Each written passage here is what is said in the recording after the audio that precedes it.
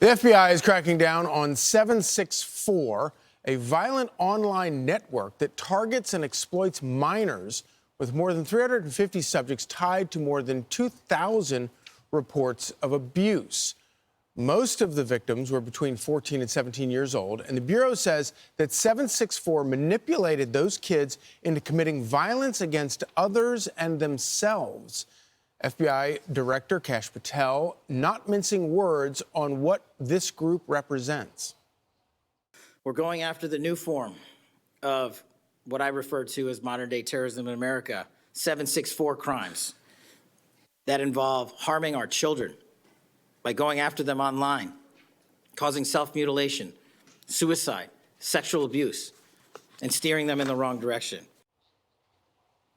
Former federal prosecutor Jonathan Fahey joins us now. Thank you so much for joining us this morning. So tell us about this group and what do you think the end goal of this network is? Well, this group seems like, at least the way they describe it, sort of a loosely affiliated group of people that's interest is basically harming children, whether it's sexually, other ways, cruelty to them, cruelty to animals, and they probably share information, they work together, and it's an international group, and ultimately their goal is to harm children. And I think what's important about what the FBI just did is bringing it to the attention, because a lot of this happens. You looked at that graph that you showed, the age groups, and a lot of these groups, you know, you have the 9 and 10 and then the 11, 13, and these are kids that are getting harmed online. How are they getting harmed online? Through their phones. So you do think we are bringing this, as parents, in many ways bringing predators into our homes with these phones. So I think hopefully what the FBI just did yesterday is raise the awareness to create deterrence, to show these guys they're going to get caught, whether it's nationally or internationally.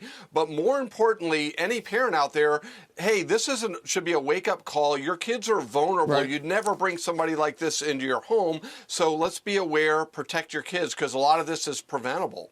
Yeah, and I guess one of the things that makes it even more maddening is it's not exactly clear what the motivation of the bad actors, who apparently are from, operating from all around the world, what their motive is. It's a little bit easier if there's a financial motive and you're trying to figure that out, but that doesn't seem to be obvious here. Yeah, you're exactly right. Yeah, like a lot of times if you have some international organization, what your first thing to do? Let's cut off the money. Let's do this and let's do that. Or track them down by following the money.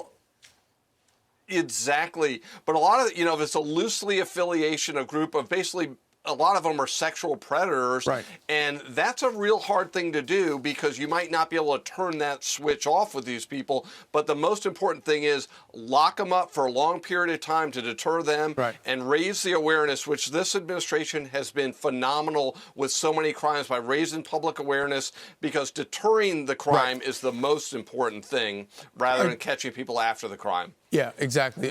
So I want to change topics here real quickly. I want to ask you about the Department of Transportation is cracking down on these illegal migrant truckers with a warning to New York. As ICE sources tell Fox, a deadly crash in Washington state this week was caused by an illegal migrant from India released by the Biden administration. And one of the problems that we're seeing in these states, all of them run by Democrat politicians, are that they're not only are they giving these driver's licenses, these CDLs, these commercial driver's licenses, which are the most dangerous licenses out there, to illegals, but they're giving them to them with an expiration that expires long after, if they're here legally, they're supposed to have gone home.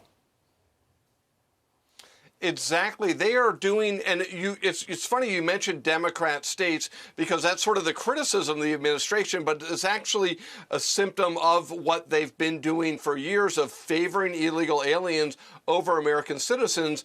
And I think that crash in Washington, that's just the third notable one in the last, 4 months. We had the California one, we had the Florida one, and we had this Washington one.